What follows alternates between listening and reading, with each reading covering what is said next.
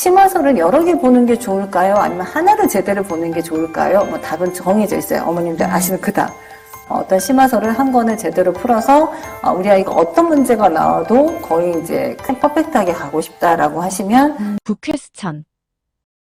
북퀘스천의 윤옥희입니다. 자, 오늘은 대치동 에이픽스 원장님을 모셨는데요. 대치동에서 20년 경력을 가지고 계시고요. 세 자녀의 어머니이십니다. 그래서 원장님으로서 또 어머니로서 어떻게 아이들에게 수학을 잘할 수 있도록 해주고 계신지 들어보도록 하겠습니다.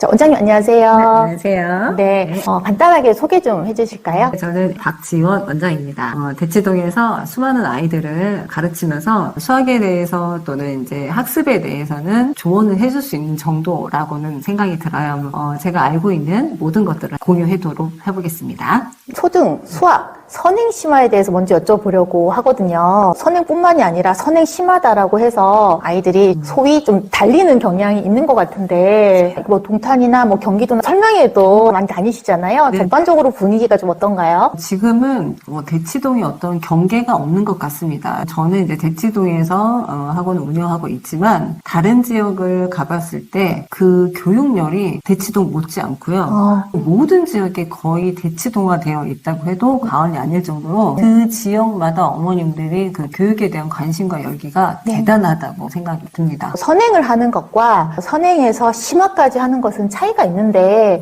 보통 선행 심화라고 하면 어떤 수준을 이야기를 하는 건가요? 선행을 처음 들어가실 때 특히는 이제 초등 어머님들에게 정말 드리고 싶은 얘기가 너무 많은데 초등 선행 심화라고 했을 때에는 심화는 당연히 어려운 문제들을 다룬다는 거예요. 그래서 그냥 선행이라고 했을 때에는 중급 정도 난이도 심화가 들어가지 않은 그런 상태에서 그냥 기본 응용 정도로 이제 선행을 한다. 이렇게 이제 보시면 되고, 선행 심화라고 했을 때에는 이제 어려운 문제까지, 심화 문제까지 계속 푼다라고 생각하시는 게 이제 선행 심화 단계까지 가신다고 보시면 될 것 같아요. 수학에서 선행 심화까지 꼭 필요하다고 보시나요? 모두 다 잘할 수는 없겠지만 모든 아이들이 일단 잘하는지 못하는지를 모르기 때문에 시도는 해봐야 되고 그 공부하는 목적이 대입을 위한 거, 대입의 문제가 쉬운 문제로만 이루어지지 않기 때문에 수능만 생각하신다 하더라도 또 내신 대비를 한다 하더라도 학교의 변별력이나 수학 능력의 시험의 변별력이 기본만 했었을 때의 결과가 나오지 않기 때문에 심화를 어렸을 때부터 준비해온 학생과 그렇지 않은 아이들의 퍼포먼스 차이가 당연히 나기 때문에 어렸을 때부터 심화를 공부하는 것을 추천드립니다. 네. 시험 보는 것에 있어서 좀 난이도가 어렵거나 했을 때 아무래도 이제 심화까지 한 아이들이 좋은 결과를 내는 경우가 많기 때문에 현실적으로 그렇게 하는 경우가 많다. 뭐 이런 말씀이에요. 초등 시기에 이렇게 심화를 하다 보면 그 성적 외에도 어떤 장점 같은 것들이 있을까요? 선행 심화를 이제 하다 보면 아이들의 사고력 부분이 많이 개선이 된다 이렇게 생각할 수 있을 것 같아요. 선행은 다 심화 아닌가? 이렇게 생각하시는 분들도 계세요. 예를 들면 우리 아이가 5학년이야. 6학년 걸 나가면 그거는 선행이다. 그러면 그거 심화 수업이 아닌가? 이렇게 생각이 드는데 예를 들면 이제 6학년 과정에서 이제 기본적인 과정, 예를 들면 비와 비율 단원이 있거든요. 그러면 그 단원에서 비와 비율이 뭔지에 대해서 아는 것 정도는 그냥 기본이에요. 선행에서의 기본. 그런데 거기에서 달려 나오는 문장제 문제라든지 심화 문제로 연결되는 그 문제들은 이제 심화 수준이거든요. 근데 아이들이 이제 단편적인 거를 공부했을 때는 본인의 뇌를 한 요만큼 정도 쓴다 그러면 심화 문제를 다룰 때에는 이제 생각의 깊이가 길기 때문에 문제 해결력이 아무래도 좋아지죠. 이제 이런 것들이 공부하는 습관, 태도 형성하는데 특히나 초등학교 때는 심화 문제를 공부하는 것들이 이 아이의 전반적인 학습 태도를 결정한다고 해도 과언이 아니라고 저는 생각이 듭니다. 선행 심화를 기준으로 봤을 때 언제부터 시작을 해보는 게 좋고 아이마다 그 시기가 또 다를 수도 있는데 또 이런 아이들은 좀 해봐도 좋다. 제가 저희 아이 포함해서 유아, 초등, 중등, 고등학교 아이들을 좀 더 관찰하고 가르쳐 봤을 때 아이들이 일률적으로 같은 방법으로 심화 공부하는 거는 맞지는 않아요. 이런 방법을 하는 게 우리 아이들한테 좋겠다라는 어떤 통계치는 있지만 모든 아이들한테 그게 적용되는 맞는 키는 아니라는 거죠. 우리 아이는 영어나 국어에 엄청난 재능이 있는데 수학적인 데에서는 조금 부족한 경우도 있어요. 근데 이런 친구들은 수학 심화를 했을 때에는 거부감이 있고 튕겨져 나가기 때문에 이런 친구들한테조차 심화 수업을 시키면 좋단다 하니까 어머님들이 그래 우리 아이가 늦은 게 아닐까 조급해하면서 무조건 주변을 따라가려고 하는 경우가 있는데 그거는 또 맞지 않거든요. 그래서 우리 아이의 개별 특성도 조금 생각을 해보셔서 진행을 해야 되는데 공부에 이 적성과 흥미 또 재능이 있는 아이들이 있어요. 어머님들이 그냥 던져주기만 해도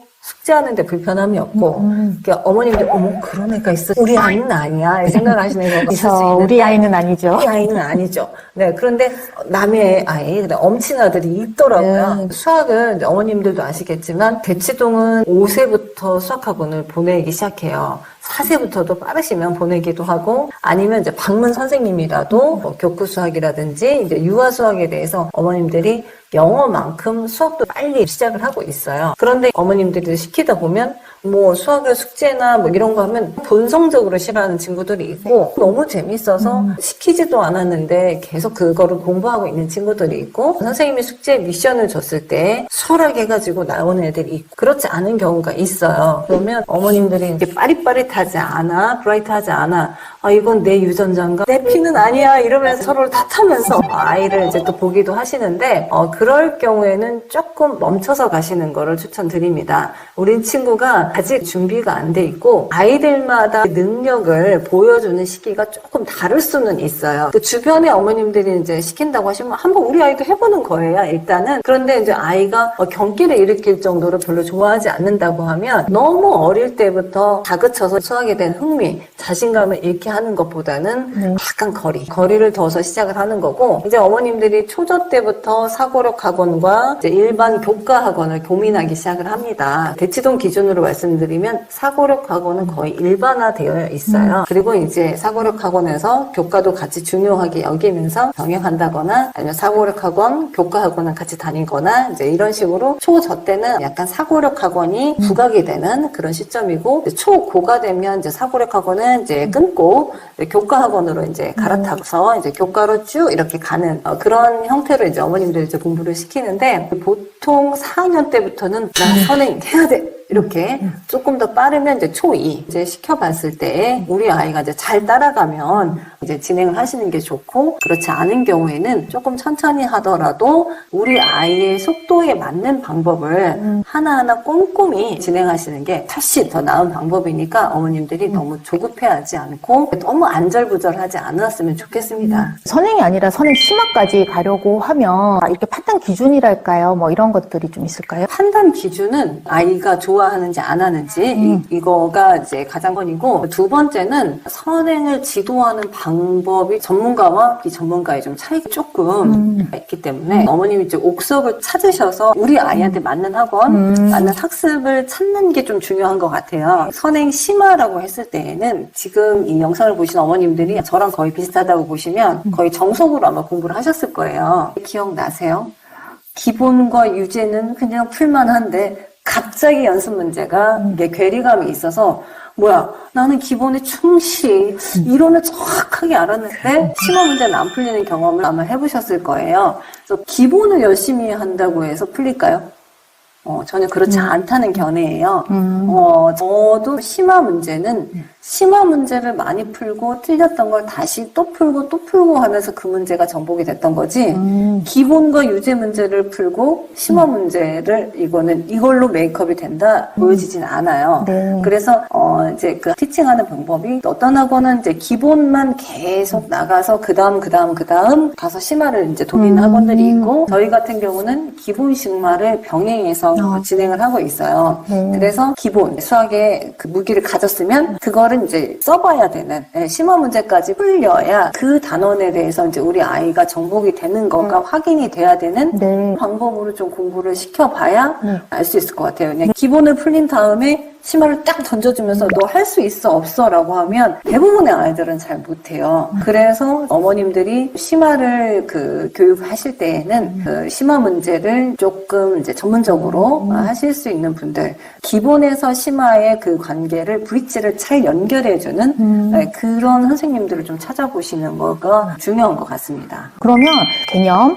기본, 이런 시중 문제지 기준으로 몇 % 정도 정답률이 있을 때 얘는 좀 심화를 병행해도 될지 이런 것들을 굉장히 많이 궁금해 하시더라고요.